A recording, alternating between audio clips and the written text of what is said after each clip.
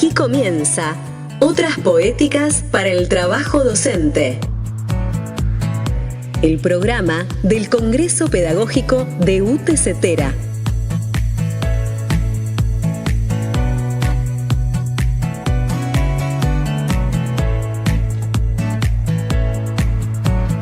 Hola, buenas tardes. Bueno, estamos nuevamente con Otras Poéticas para el Trabajo Docente. Aquí en un programa especial que queremos experimentar un taller de escritura. La propuesta de taller la hizo Gabriela Giacomelli y Luciano Alderete, que están acá, que son autores del Congreso, además compañeros de educación secundaria y otras hierbas. Y bueno, y estoy acá también acompañado por Néstor Redecki y María Cerneira, yo Daniel López, que somos del equipo de seguimiento del Congreso. Así que, bueno, la idea de este taller de escritura la vamos a ir conversando, pero en principio aquí los compañeros pedían que empezáramos nosotros hablando de los objetivos del Congreso, que no sabemos bien. ¿O qué es un objetivo? Vale. ¿Qué es lo que no sabemos? ¿Qué es un objetivo o cuáles son los nuestros? ¿Qué objetivo tiene este Congreso? Yo, a ver, si lo puedo sostener, es que los docentes valoremos intensamente los procesos de producción de conocimiento que solo se producen escribiendo o utilizando distintos lenguajes. No sé, ¿qué dicen ustedes? Sí, y sumar también el tema de lo que implica ser protagonista al convertirte en autora de un escrito. En particular, pensaba en el colectivo, como me pasa siempre, me inspiran los viajes largos. Esto del protagonismo cuando las políticas de la ciudad nos niegan el protagonismo, ¿sí? Cuando hay ausencia de poder participar, de poder llevar nuestra voz, de poder negociar y que consulten con quienes hacen la educación todos los días, que son los docentes, los pibes, los equipos directivos. Me parece que eso también es un plus que tiene el poder escribir para el Congreso Pedagógico de la UTE. ¿Néstor? Yo me quedé con algo que dijo Daniel, que escribir es una metodología en sí misma, ¿no? Uno va escribiendo, va pensando, repensando, deja algunas cosas ahí en suspenso, en algún momento las retoma. A veces el escrito se independiza de uno, adquiere forma autónoma y decís ¿para dónde voy? Y bueno, ahí está el ordenamiento de uno, y a veces esto, que el tema puede derivar para algo impensado, también te produce alegría porque te lleva a otro tipo de conocimiento. La misma reflexión sobre lo que vas escribiendo termina en algún momento como un conocimiento adquirido. Y esta escritura se hace en un ámbito sindical, ¿no? Sí. Y bueno, la pregunta es, en el sindicato nosotros tratamos de mostrar en programas anteriores que hay producción de conocimiento, pero a veces no visualizamos en los escritos esa producción de conocimiento. Hay mucha oralidad y por ahí no circulan escritos. Y cuando empiezan a circular es maravilloso porque pasa esto de que nos leemos y nos damos cuenta que hay que reescribir. Leer y reescribir es un proceso re interesante y de construcción de autoría, pero que es de construcción de autoría con otro. O sea, aunque haya un autor, es muy difícil no tener un interlocutor que te lea y que te devuelva algo de lo que entendió. Exacto. Y si se genera una conversación que viene siendo lo más fuerte de nuestro trabajo, conversación, lectura y escritura, ¿no? Esa trama que pues, se puede vivir apasionadamente, que es un poco lo que nos pasa cuando nos enganchamos. Yo, puedo meter el bocadillo. Cuando pienso en el Congreso Pedagógico, pienso en, digamos, todos estos ejercicios, ¿no? De escribir, reescribir, dialogar, conversar, volver sobre lo escrito. Y a mí hay un tema que me obsesiona mucho, que tiene que ver con la temporalidad de estos tiempos, y cómo la escritura, y este tipo de escritura en el marco de un sindicato, y una escritura que pretende ser colectiva, ¿no? Porque es siempre un ejercicio que está como en el horizonte, digamos, se plantea como una especie de paréntesis al frenesí de lo cotidiano, ¿no? Como que requiere de un ejercicio como de contratendencia a lo que nos pasa. Y en ese sentido creo que este congreso también es de lucha, también nos sirve para luchar, no solamente por los contenidos, sino, retomando esto que decía Néstor, la metodología en sí, el lugar donde nos pone el ejercicio y el desafío de escribir, que es poner el pensamiento, que siempre está, pero es ponerlo en un papel, hacerlo disponible para otros, y obviamente que ese escrito después se puede, es iterativa la escritura que pensamos, ¿no? Volvemos sobre ella, la corregimos, pero esa detención del pensamiento es algo que para mí en estos tiempos es resistencia, y es poder encontrar las brechas para crear cosas nuevas. Bueno, espectacular. Nos vamos con el primer tema, así pasamos al próximo bloque.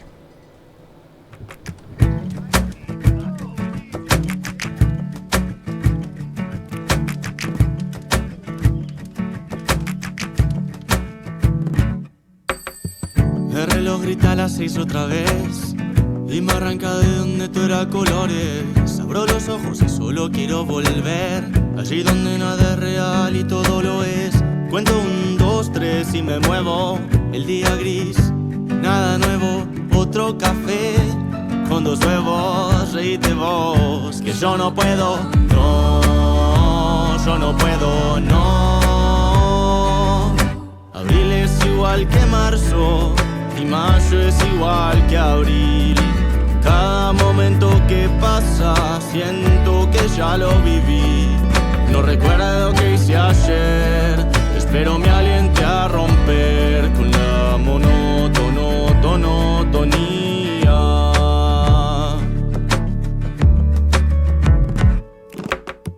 Me siento un poco estancado, ya no sé qué puedo hacer hoy. Estoy un poco embolado, no quiero empezar de nuevo. Bueno, retomando el tema de la temporalidad para pasar después a la escritura, quería compartir un fragmento de un autor que se llama Jonathan Crary, que justamente se cuestiona por estos tiempos tan ajetreados y de tanto bombardeo de información, donde el conocimiento parece ser algo mucho más complejo y más difícil. Un mundo 24/7 es un mundo de desencanto en su erradicación de las sombras y la oscuridad, y en su temporalidad alternativa. Es un mundo idéntico a sí mismo, con el más superficial de los pasados, y por lo tanto un mundo en principio sin fantasmas. Sin embargo, la homogeneidad del presente es efecto de una luminosidad fraudulenta que pretende extenderse por todas partes y anticiparse a cualquier misterio, a lo desconocido.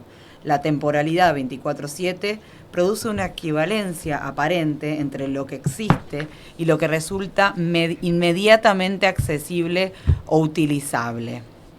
Lo espectral es, de algún modo, la intrusión o la interrupción del presente por medio de algo que está fuera del tiempo.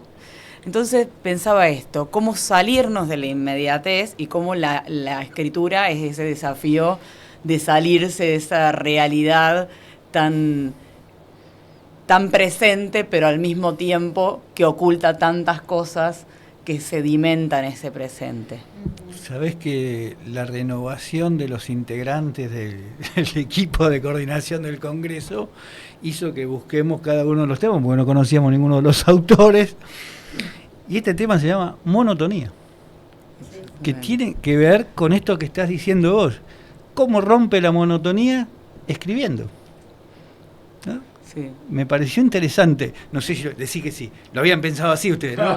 Sí, habíamos elegido este tema por esto. Sí. Realmente no, pero me puse contenta cuando vi el tema y dije, estamos pensando lo mismo. Sí, sí, ¿no? sí. Es una monotonía dramática. Sí. Bueno, y hablando de escrituras, un poco lo que pensábamos y charlando con los compañeros, las compañeras del Congreso, para este taller habíamos traído algunas preguntas de los compañeros y las compañeras que fueron contribuyendo con sus escritos para desmitificar un poco qué es lo que sucede con la escritura, sabiendo que es algo importante, que es una objetivación de ideas, pero que también tiene técnica y que tiene solución, y que lo más importante para los trabajadores y trabajadoras de la educación es que podamos contar las historias que vivimos a diario.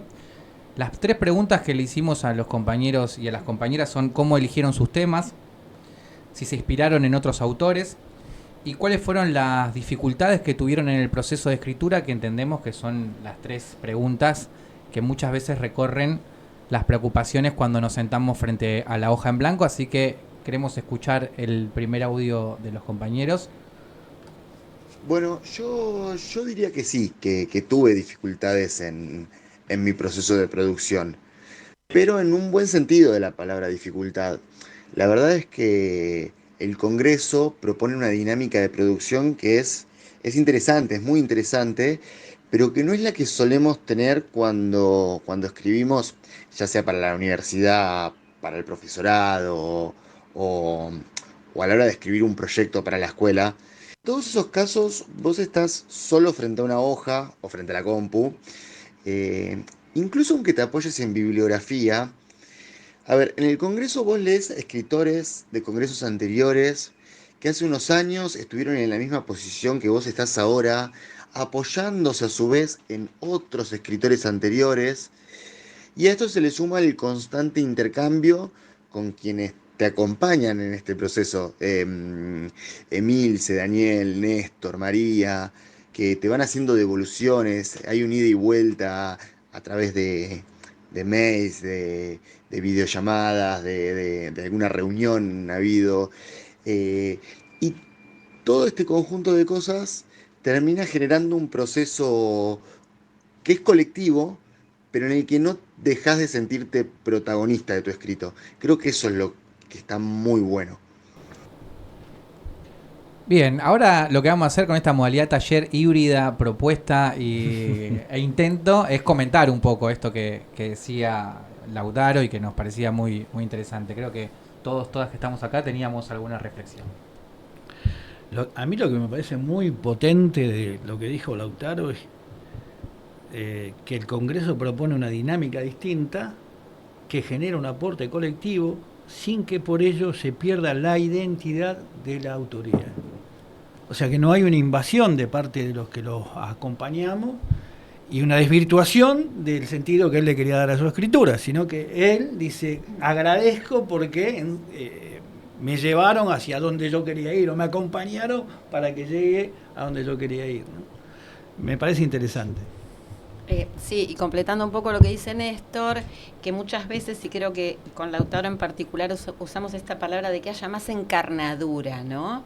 De que en esto que cada autor trae en sus escritos se vea más ese individuo, ese trabajo docente con los pibes en la escuela, en el aula, en ese territorio.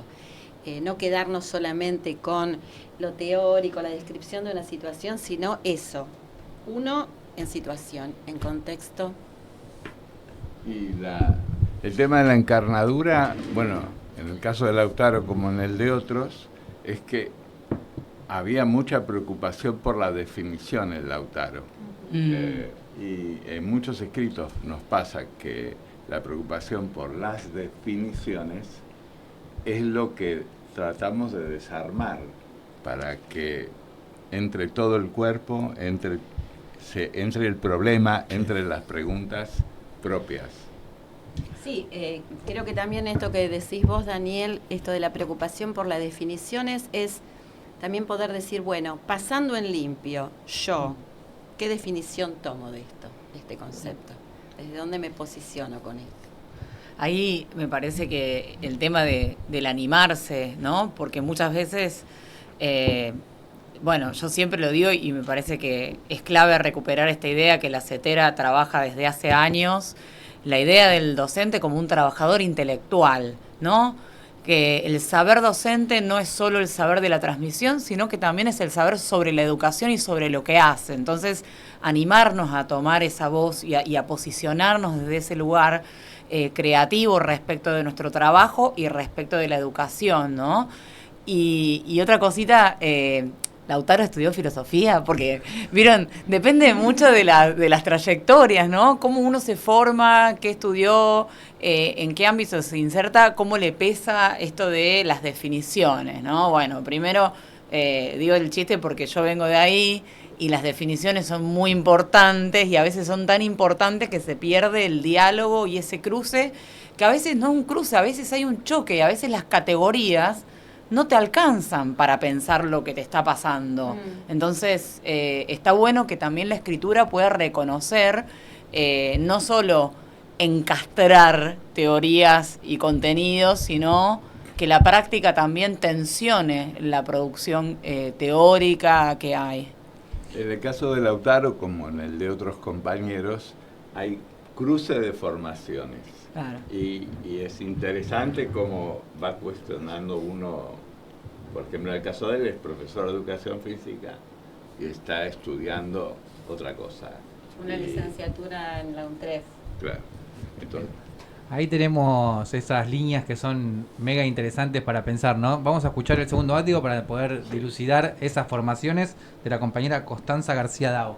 Bueno, el tema de mi ponencia es la escuela y la convivencia en el marco de la pedagogía de la ternura. La elección de este tema justamente es porque vengo notando a partir de todas mis experiencias como docente y con lo que comparto con otros compañeros y compañeras, la cuestión de los vínculos, ¿no? Como uno de los ejes en los cuales tenemos que trabajar muchísimo, todas las comunidades educativas, y me inspiré mucho en distintas lecturas de Karina Kaplan, también en otros textos que fui trabajando en la especialización de educación popular, y las dificultades en el proceso de producción es como que al principio uno arranca mucho de lo teórico y después cuando aborda lo práctico me iba como mucho al otro extremo, entonces esto no de lograr esa síntesis entre la práctica y la teoría. Bueno, ¿qué tenemos acá para poder comentar, no? Otra forma, otro recorrido, otras preocupaciones por sobre todas las cosas, ¿no? En torno a la definición, las categorías, las fuentes. Y no sé cómo la ven ustedes. Lautaro habla desde su experiencia inicial y María Constanza habla desde su experiencia en primaria. Y en lo que ella ahí porta hay mucho del tema, bueno, el vínculo, la convivencia en primaria es un tema recurrente, más creo que en tercer ciclo, es tercer ciclo, ¿no? Sexto grado, sí, en tercer ciclo, y creo que en los dos casos trabajan en contextos vulnerables. Exacto. Y se trasluce, queda claramente expresado en los distintos párrafos de sus escritos la preocupación que tienen por la inclusión, por dar voz, la palabra, el protagonismo de los pibes, un poco por ese lado, aunque en realidades distintas en cuanto a niveles educativos están encarados los escritos. Me gusta la idea de que esto de lo emergente, ¿no? Ella parte dice, bueno, una tematización, un recorte temático de algo que me preocupa, de algo que veo, y poder darse el espacio de poder darle una forma y escribirlo, porque quienes trabajamos en la educación es como que siempre todo es urgente, siempre tenés que completar una planilla, y muchas veces esa urgencia te lleva a una resignación del pensamiento, de no poder problematizar y de naturalizar esto que decían de los vínculos, bueno, que dice ella en su audio, naturalizar los problemas que hay. Y veo que acá la escritura puede ser como una herramienta para decir, bueno, hagámonos preguntas. La escritura como herramienta yo pienso también como intersticio, ¿no? Ese momento en el que frente a la hoja, más allá de no saber muy bien cómo comenzar y por dónde seguir, pero nos encontramos con nosotros mismos, en un momento de reflexión sobre eso que nos preocupa, de hacernos preguntas y de ver desde ahí qué es lo que sale para compartir y para dialogar con otros. Es interesante también porque plantea un problema en la escritura, que es la conciliación entre la teoría y la práctica, ¿no? A veces uno empieza a desarrollar el caso y se da cuenta que lo único que hizo fue desarrollar un caso y que no hubo nada de sistematización. Y por otro lado, por teorizar, te olvidás de cuál es el punto de partida, que es la realidad. Y ella dice eso es lo que le costó, que fue un problema que tuvo que enfrentar. Y creo que nos pasa a casi todos, ¿no? Nos pasa a todos. Como decía Néstor, el que nos pase a todos y a todas también desnaturaliza, ¿no? Nos hace que el problema esté más chico. Es cotidiano, sucede, y hay algo también de lo técnico para aprender esa forma, ese trabajo intelectual que nos ayuda después a volcar esas ideas, esas historias que vivimos cotidianamente. Vamos a escuchar ahora a Jordana Secondi, si nos pasa nuestro operador, por favor. Un poco la lección tiene que ver con poner en valor los aportes de las históricas, CBO, las escuelas de reingreso, que se crearon con un mandato fundacional de canalizar el deseo de pibes, de pibas que no habían transitado el nivel secundario por motivos en general ajenos a su voluntad, o bien les había tocado atravesar experiencias frustrantes durante sus trayectorias, que en general derivaban en el abandono de la escuela. Y esto no es de ahora. En este momento, un poco por las reformas que se anuncian para la escuela secundaria y en parte por la propuesta temática del Congreso, nos pareció que debíamos reescribir algo sobre esto. Volvimos sobre escritos propios o de otros compañeros y compañeras, ampliamos la mirada, intercambiando opiniones, pareceres, y nos quedamos con ganas de más. Quizás este sea el puntapié inicial para un abordaje que amerita un desarrollo y una profundización mayor.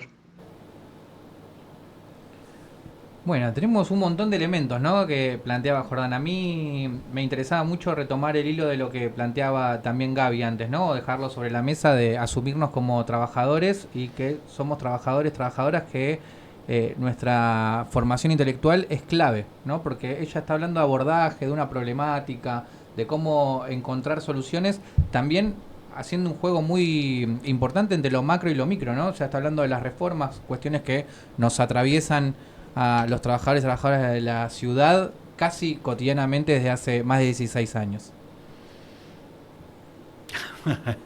Me río porque, bueno, tuve intervención en este trabajo. Me parece interesante lo que plantea Jordana y hay que mirarlo con una perspectiva histórica.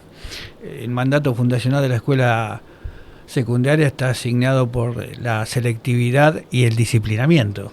Y en los 90 se crean escuelas para que vayan los pibes de la Villa 31, de la Villa 21, Ciudad Culta. Recuerdo que cuando se abre una de estas escuelas, en el Bajo Belgrano, le pintan un grafiti en la puerta: silencio, negros estudiando.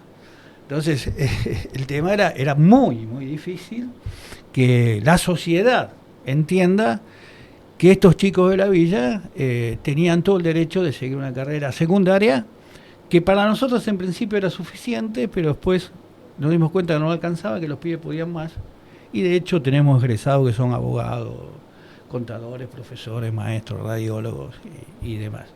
Me parece que eso es interesante porque en los 90 implicaba todo un desafío, y no un desafío contra el régimen, ¿no? Muy curioso. se incrementaba la exclusión en los 90 y por otro lado se creaban en Cava escuelas para que vengan los pibes y las pibas de la Villa 31. Eso me parece que fue disruptivo, fue interesante, fue un desafío, fue pelear contra el sistema y fue pelear también contra la sociedad. Y cuento otra anécdota y con esto dejo. En los 90, en una reunión me preguntan a qué me dedicaba y dije, yo soy profesor. ¿Dónde trabajás? En la Villa 31. ¿Sos maestro? No, soy profesor en la Villa 31. No, sos maestro. O sea, la gente no concebía que un pibe de la Villa 31 vaya a una escuela secundaria. Ese era el desafío. Contra todo eso hubo que pelear. De ahí que esto que menciona Jordana, de la puesta en valor, creo que es necesaria, porque también tenemos que recuperar la historia que construimos nosotros. Porque siempre es como que nos cuentan la historia, pero bueno, esto lo construimos nosotros, lo hicimos nosotros a pesar de. Y es interesante en este momento ponerlo en valor. Una compañera antes hablaba de la necesidad de la democratización y la pedagogía de la ternura. Yo lo que digo es, ¿qué tomás como punto de partida? De hoy para adelante. ¿Y ayer qué hacías? ¿Y hace un año qué hacías? ¿Y hace 10 años qué hacías? Nosotros, sin hablar de pedagogía de la ternura, decíamos, estos chicos y estas chicas necesitan amor y comprensión. Y no hablamos de pedagogía, pero lo llevamos a la práctica. Pero eso fue un trabajo docente que alguien en algún momento, o entre todos ahora estamos intentando sistematizar, porque nos parece valioso, porque hace a nuestra propia historia como educadores y a lo que supimos construir a lo largo de los últimos 30 años, en el caso nuestro, de la EMEN, de los CBO y las escuelas de reingreso. Lo que tiene una singularidad en la ciudad de Buenos Aires, ¿no? Exacto. Que es una construcción propia. Bueno, digo, la ciudad de Buenos Aires puede tener cosas terribles y puede tener experiencias que tratan de transformar las situaciones de marginación, de exclusión, y bueno, la verdad que el movimiento que hicieron los compañeros en ¿cuántas instituciones? Un montón. Un montón de instituciones. Es para que volvamos a hacer una relectura de esa experiencia fundamental, nos parece, en el Congreso. Bien, vamos a seguir escuchando un audio de la compañera Yael Jalé, más conocida como Yayita, que la conocemos así en lo cotidiano. Por favor. Elegimos el tema en base a charlarlo con muchos compañeros de la escuela. La idea era trabajar algo en conjunto y después la dinámica terminó haciendo que pudiera continuarlo yo, pero fue el diálogo, digamos, con un montón de charlas de compañeros de la escuela, con charlas de compañeros también del sindicato, de escuchar, digamos, a compañeros que ya vienen escribiendo y pensando mucho las escuelas de reingreso, que vienen trabajando sobre las diferentes dificultades que hay, digamos, hoy en día para sostener la escolaridad o sostener diferentes cuestiones, pero también de poder valorar que sigan en funcionamiento, que siga habiendo estudiantes en esas escuelas. Así que la idea era poder canalizar en este momento de tanto conflicto y de adversidad algo que pueda ser superador a esta coyuntura y que pueda seguir aportando al diálogo permanente, escrito y oral. Bueno, seguimos atravesando los testimonios. A mí había algo que me interesaba como para que charlemos ahora, es ese punto intergeneracional, interclase también que genera el Congreso, ¿no? Porque trabajamos todos y todas en diferentes escuelas, con diferentes temáticas, y también hay algo de la comunidad, ¿no? Que hace que ese conocimiento se ponga en movimiento. Yayita planteaba, ¿no? Que hay un movimiento lo charlé con los compañeros, con las compañeras, a ver qué queríamos visualizar, y que a veces en otros lugares es la problemática la que termina dándonos la escritura. Así que me parecía muy interesante porque muchos nos sentimos así, ¿no? Como acobijados en un debate intergeneracional y interterritorial con el Congreso Pedagógico. Muy bueno. Vamos a un audio más que vienen, creo que nos quedan dos, que además también muestran la diversidad. Vamos con el de la compañera Florencia Díaz Proti. Bueno, en esta oportunidad elegimos el trabajo de las tutorías en la Escuela Mujica. Consideramos que el trabajo tutorial junto con el trabajo docente, cumplen un rol fundamental en la contención de nuestros estudiantes, de nuestros y nuestras estudiantes en la Mujica. Nos inspira siempre Freire y nos inspiran siempre autores que pueden poner en palabras lo que nos pasa cuando hablamos de una pedagogía liberadora, ¿sí? De no reproducir, que no sea reproductora de un sistema que oprime, sino buscar autores que nos permitan pensar una educación que sea liberadora. Y por último, sí se nos complica el tema de los tiempos, porque bueno, las escuelas siempre son espacios donde hay mucho trabajo y donde siempre pasa algo y siempre tenemos que estar pendientes de lo que sucede. Entonces, la realidad es que, bueno, mucho nos complica un poco los tiempos, pero bueno, pero principalmente están las ganas de poder aportar desde algún lugar a este congreso. Creo que uno está siempre influido por las lecturas que tiene en el día a día. Este año estuve leyendo una biografía sobre Rodolfo Walsh que escribió en irlandés.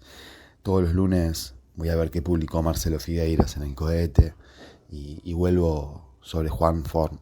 Eso creo que se ve reflejado en el ritmo de la escritura, porque bueno, venía leyendo esto. Si uno está leyendo periodismo, escribe como periodista. Si uno está leyendo mucha investigación, escribe como investigador. Creo que lo más importante es escribir de la forma que a uno le interpela como lector. En definitiva, no me basé sobre autores para escribir el qué, sino siento que influyó más en el cómo escribí. Yo creo que en cualquier aula, como recorte de la sociedad, hay altos y bajos, momentos de monotonía que de repente se ven interrumpidos por una propuesta o por un grupo fantásticos. Algo que nos conmueve y que hace que lleguemos a nuestra casa y sigamos pensando en eso, que nos den ganas de contarlo a nuestros colegas, a nuestros amigos, no saben lo que pasó en el aula. Yo elegí el tema de esta forma. Creo que hay experiencias mínimas, cotidianas, que merecen ser contadas y que tienen la prepotencia de hacernos reflexionar emotiva e intelectualmente. Obviamente algunas dificultades en el proceso de producción aparecieron, sobre todo la duda si era lo suficientemente académico, si valía la pena contar una historia tan simple, pero la verdad es que me animé, fue casi visceral sentarme a escribir y agradezco muchísimo el acompañamiento del equipo pedagógico del Congreso, porque siempre tienen una devolución linda, siempre encuentran alguna potencia en lo que uno está haciendo y eso estimula. Así que nada, invito a todos a enviar los trabajos y a escuchar las devoluciones de nuestros compañeros que siempre están dispuestos a que nosotros escribamos un poquito mejor y un poquito más. Bueno, además acá de todo lo que estamos viviendo, recién mientras los escuchábamos a los compañeros, compañeras, el disfrute de escuchar sus experiencias, ¿no? Sí, claro. Sí, creo que, los dos casos que escuchamos, el de Florencia y sus compañeros y el de Ariel, ¿no? Son, los dos, los escritos estaban muy comprimidos, ¿no? Pero quiero decir, en pocas palabras, como tratando con mucha fuerza. En uno, tal vez muy dramático, en el caso de Florencia, dramático por las realidades, y en el caso de Ariel, vino más como justamente como un ejercicio lúdico, o sea, con una realidad tremenda en la que trabaja, pero que se nota que tomó el ejercicio lúdico, ese que él hace en su trabajo, lo tomó como forma de escritura también, ¿no? Que es interesante. No es que estoy hablando de que algo está bien o que algo está mal. Estoy hablando de dos modos de tratar de transmitir lo que uno vive. Y por ahí, cuando te conectás en la escritura con lo más lúdico de tu proyecto de trabajo pedagógico, digo, es más fácil desplegarlo, que es un poco lo que pasó, que él enseguida, al ir intercambiando, fue potenciando, que él habla de que nosotros potenciamos, yo digo, él se potenció al elegir esa vertiente lúdica, que fue lo que puso el eje en su propio escrito. Por otro lado, pensaba, ¿no?, escuchando a los compañeros y tomando algo que decía Néstor, que en todos los casos, en los escritos contamos nosotros mismos las historias de las que somos protagonistas. No las cuentan otros, que se cuentan desde adentro tiene un valor, y me llevó a pensar lo que decía Angélica el año de la pandemia, ¿no?, que estos escritos, los que conformaron esa edición del Congreso Pedagógico, iban a dar testimonio de lo que fue trabajar en ese periodo. Creo que cada escrito que se presenta en el Congreso da testimonio de algo y cuenta las historias desde las voces de los protagonistas. ¿Sabés cómo definía Fellini el arte? Decía, todo arte es autobiográfico. Yo asocio a Florencia Díaz Protti, que la conozco hace mucho tiempo, allí también, los dos textos, porque son dos compañeras que ponen el cuerpo de manera impresionante en las escuelas. Yagi en una escuela de reingreso, Flor en la querida, para mí, Mujica, de la Villa 31, y tienen necesidad de plasmar lo que hacen de alguna manera, ¿no?, de lo que hacen ellas y los compañeros. Son textos muy, muy parecidos y siempre con una crítica a las políticas públicas.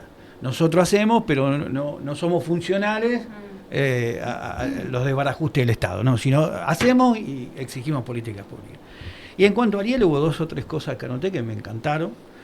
Dice, uno está influido por lo que lee cada día y eso a su vez termina influyendo en el cómo escribir. Siempre de alguna manera estas lecturas se instalan en nosotros y nos movilizan. Pero lo que me encantó es, en las aulas siempre hay algo que nos conmueve y amerita ser contado. Me encantó esa frase y hago una sola salvedad. Eso va a depender de la sensibilidad del docente. Porque siempre suceden cosas y no siempre los docentes se sienten y las docentes se sienten sensibilizados. Pero me parece que es una hermosa frase, una hermosa idea. Hermosa. Como esto es un diálogo intergeneracional, interclase, también interformacional, de alguna manera, yo vengo de la escuela técnica, entonces siempre estoy muy preocupado por las cosas más cuadradas, más duras, y necesito decir esto es un centímetro, objetivo, y acá hay una guerra abierta con los filósofos y las filósofas. Pero creo que este taller hablado radiofónico tenía también el objetivo, la meta, el propósito de poder acercar a los compañeros y las compañeras que están escribiendo, están en su proceso de composición, de redacción, y que también lo puedan utilizar el año que viene con cuestiones muy concretas que aparecieron en los diálogos y en los testimonios, ¿no? Hay temas, hay recortes, hay objetos y hay formas de abordarlos con categorías que ellos lo han mencionado. Es la forma de, recién lo decía Néstor y me parecía que era algo muy, muy interesante, cómo ordenar la sensibilidad, ¿no? Cómo ordenar la sensibilidad, las conclusiones y las reflexiones, y objetivar de manera escrita lo que nosotras venimos transitando. También es organizar muchas veces lo que venimos reivindicando, a qué resistimos, a qué nos oponemos y qué proponemos. Entonces, quienes puedan escuchar este programa, que lo escuchen la semana que viene, la próxima, esperemos que no pierdan vigencia, van a poder escuchar a los compañeros y las compañeras atravesar los mismos momentos que atraviesan ellas cuando se sientan y están pensando cómo ordenar la sensibilidad, como decía Néstor, y de qué manera trabajarlo. Y el último bloque vamos a hablar en lo concreto, ¿no?, con el sujeto, la sujeta activa, para ver cómo se compuso una ponencia muy hermosa, muy armónica y con elementos que trabajamos hoy acá. Así que vamos con un tema para meternos en el último bloque.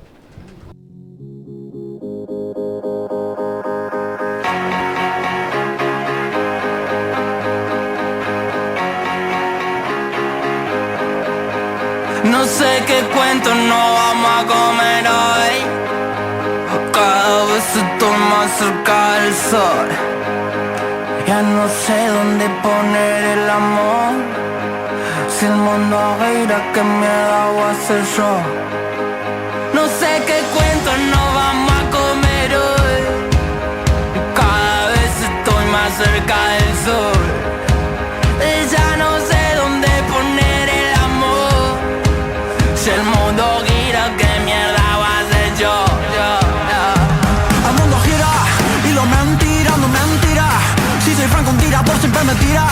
Esto viaja, no se puede esquilar. Le va a salir mal.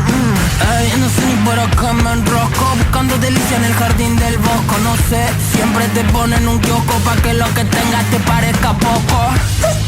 No tengo problema de actitud, bebé, no tengo ganas de activar. No soy una bomba loca, me quiere explotar. Quiero calidad.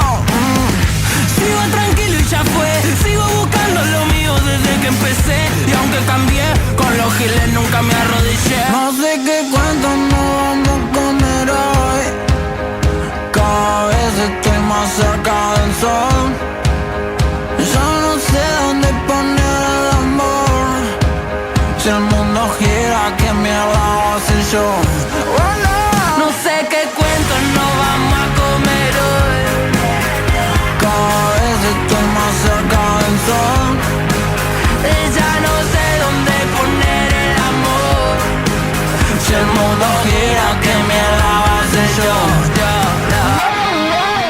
Bueno, el último bloque de este encuentro que fue, la verdad, muy lindo. Creo que ahora tenemos algo para seguir disfrutando, indagando con todo lo que venimos haciendo. Tenemos como invitada a Antonella, la secretaria de Género de nuestro sindicato. Queríamos charlar con ella sobre su ponencia del año pasado, que a muchos y a muchas nos gustó mucho y que teníamos preguntas sobre esa composición. La ponencia del año pasado es el Encuentro Plurinacional de Mujeres y Disidencias, una pedagogía de la militancia. Bienvenida, gracias por venir. Muchas gracias a todos por estar y por la invitación. La verdad, siempre es un placer. Bueno, tenemos preguntas que preparó Gaby para arrancar con este pimponeo. ¿Cómo no? Bueno, gracias Anto. 2 preguntas para arrancar. ¿Cómo arrancar? ¿No? Porque me parece que muchas de las cosas que nos pasan es, primero, el famoso la hoja en blanco. Uno de los audios decía, estás vos frente a la computadora, ¿no? Bueno, eso, el cómo romper esa hoja en blanco. Uh-huh. Y la segunda, el tiempo, ¿no? Esta cosa de que los docentes siempre estamos corriendo, siempre con la urgencia, y cómo darle lugar también a lo necesario. Entonces, ¿cómo conjugaron en su proceso de escritura estas 2 dificultades que son recurrentes? Bueno, en primer lugar, ya ha pasado por aquí mi compañera Zaira, con quien escribimos la ponencia del año pasado. La realidad, ¿cómo arrancar? Charlando, digamos, estableciendo un diálogo en relación a ver qué es lo que, o cuál es el objetivo de nuestra escritura, ¿no? Como bueno, a mí me parece fundamental y me parece que es algo que el Congreso plantea y que lo venían charlando antes, la construcción de lo colectivo, ¿no? Y el diálogo en ese sentido nos parece fundamental para arrancar.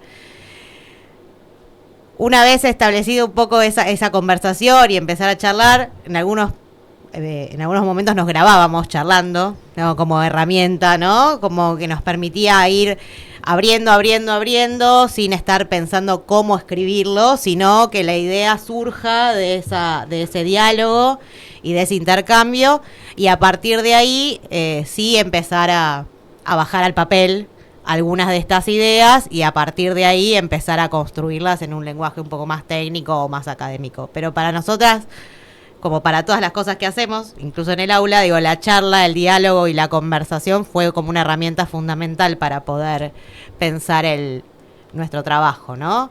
Y respecto del tiempo, yo soy un poco problemático. Yo necesito la organización temporal en términos de, cuántos días tenemos hasta la primera presentación y a partir de ahí ir viendo cómo estructurarlo, y en ese sentido eso nos ordenó mucho tener un cronograma de trabajo,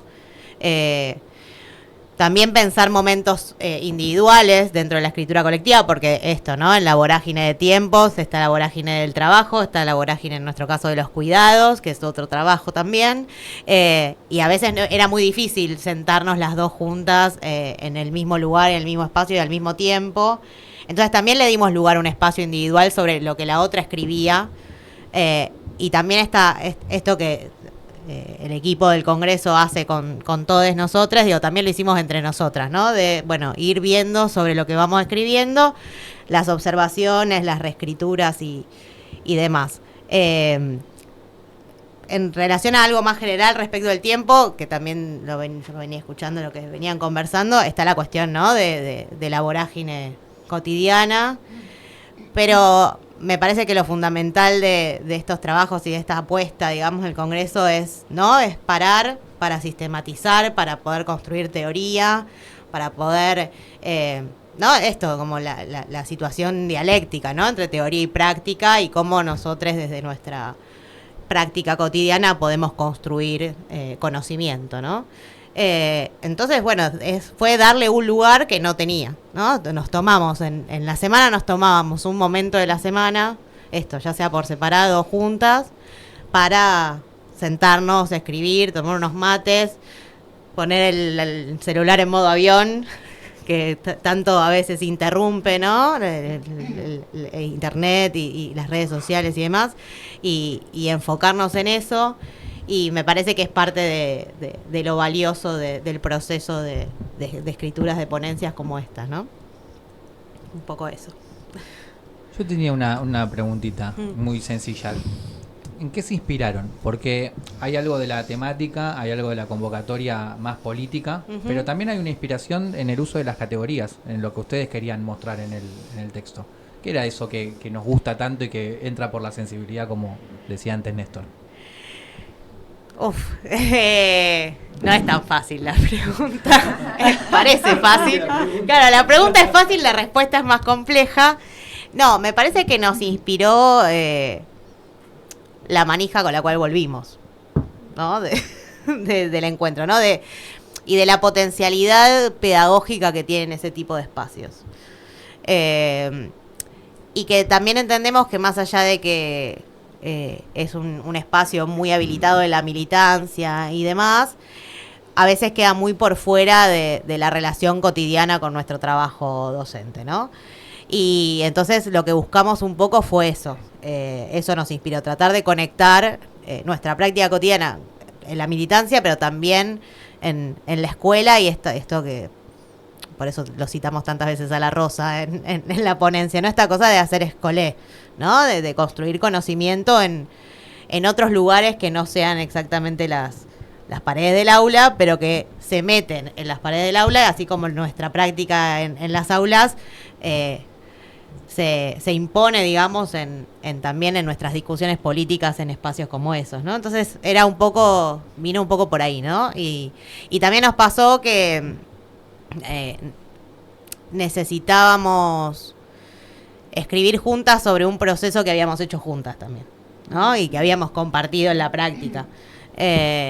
Y que por diversos motivos no nos había tocado, digamos, compartimos un montón, digo, es una compañera de militancia y de vida, Zaira, pero justo ese momento, que era el encuentro, no nos había tocado juntas, y cuando pudimos abordarlo, ahí sí, nos parecía también la potencia esto del colectivo de mujeres y también de esta experiencia personal juntas que no habíamos atravesado, y eso también nos llevó a elegir el encuentro como una herramienta. La estructura del trabajo. La estructura. ¿Qué tal la estructura? Bueno, nosotras ¿Qué te pasó con la estructura? ¿A vos? A mí, ¿qué me pasó a mí con la estructura? Yo soy muy estructurada igual. No, y cuando en estas conversaciones que íbamos teniendo y que íbamos grabando y que íbamos desgrabando y demás, o yo pasaba los audios a texto, entonces después transcribía, digo, en ese proceso, nos parecía importante poder centrar los distintos momentos que se suceden alrededor de un momento tan importante para la militancia feminista como es el encuentro, porque hay un montón de elementos y de aprendizajes en la organización previa, durante y también en el cierre y en lo posterior, ¿no? Esta idea de que no volvemos como llegamos. Y también esa es la capacidad transformadora y pedagógica que tiene el encuentro. Entonces nos pareció importante que esa temporalidad esté marcada en la organización de la escritura. Y por otro lado, bueno, seleccionar cuestiones, algunas cositas más artísticas para poder ordenar esa temporalidad. Y la realidad es que terminó siendo mucho más llevadero, ¿no? En un punto, esa organización de la temporalidad, porque nos permitió un poco ordenarnos, ¿no? Volver a la cuestión de la organización de la escritura, que muchas veces no es fácil. De hecho, tanto Sai como yo muchas veces habíamos intentado presentar trabajos y ponencias en congresos anteriores y no habíamos pasado del borrador, ¿no? Entonces... la prueba, ibas a decir. No, el borrador. Como que no pudimos avanzar del primer momento, ¿no? Del abstract. Y eso también tiene que ver con que lo hicimos juntas, ¿no? Y eso me parece como importante de remarcar. Es cierto que hay trabajos individuales y hay trabajos colectivos, pero en nuestro caso fue fundamental escribir con otros. En este caso, escribir juntas entre las dos. Se nota muchísimo eso que decís, que yo no lo tenía en cuenta esto de la grabación, pero que se nota en el texto. Se nota mucho que está muy conversado. Claro. Y después usaron otras conversaciones con otros autores, con nosotros. Tomamos autores que veníamos leyendo, también eso nos... por ejemplo, al compañero camarada. Es un texto camarada. El único país que me llama compañero. Exacto.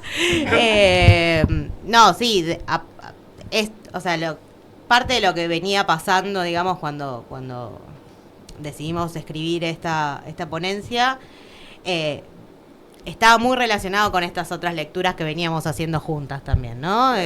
Veníamos leyendo a Jorge, nos habíamos encontrado con él varias veces, en encuentros virtuales y en encuentros presenciales, veníamos haciendo formación con él y con parte de su equipo de trabajo en Barcelona, y se dio justamente eso, ¿no? Como esa sinergia entre estas discusiones que veníamos teniendo en cuestiones relacionadas a lo pedagógico con el momento del encuentro y esto, ¿no? Como, bueno, esto de lo que habla Jorge o en alguno de sus textos, como lo que son las brigadas escolares en la Segunda República, ¿no? Esto de generar espacios de enseñanza y aprendizaje por fuera de la estructura áulica.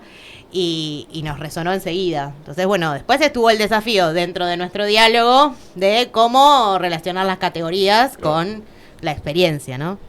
A mí me parece muy bueno en tu relato cómo aparece, obviamente que la escritura es un universo, pero me gusta mucho esto que decís de la grabación, porque aprovechás, o sea, usás un registro, otro que la escritura, que muchas veces nos parece más fácil quizás hablar las cosas, decir las cosas, y retomo lo que decía, creo que era Lautaro en uno de los audios que escuchamos, del momento visceral. Y para mí ese es como el momento visceral, ¿no? Totalmente. De hablamos, decimos todo, tiramos todo lo que tenemos para decir. Y después un momento distinto, que es este de pensar en diálogo con qué, con quién, con qué autor, o con los compañeros del Congreso, como que son como distintos momentos, ¿no? A mí me gusta otra expresión, que es dejar en remojo, ¿no? Claro, sí. Como que ahora queda ahí, ¿no? Como ahora está ahí. como que hablamos, grabamos, desgrabamos, no sé qué, y lo dejamos en remojo. Como ese cosa de siempre ir y volver y en algún momento el descanso, si se puede, no sé si ustedes pudieron. Sí, tuvimos nuestros momentos, el descanso que significó hacer otras cosas de otras cuestiones, digamos, el descanso del texto que armamos, pero sí, porque a mí me parece central, respecto a lo que decías antes, a mí me cuesta mucho escribir desde cero, y un montón, entonces para mí era necesario buscar un recurso que me facilitara después la construcción del texto. En lo particular, Zaira es un poco más organizada en ese sentido. Pero sí, la cuestión de dejar en remojo, o sea, dejarlo estar, darle su aire, ¿no? Y volver a los días, a las semanas, y decir, bueno, a ver, ¿qué de lo que escribí va, no va? ¿Qué me resuena de vuelta? ¿Esto lo cambiaría o no? ¿Lo pondría de esta forma? a mí me parece fundamental, digo, el espacio del descanso del texto trabajado durante el proceso. Me Es trae fundamental.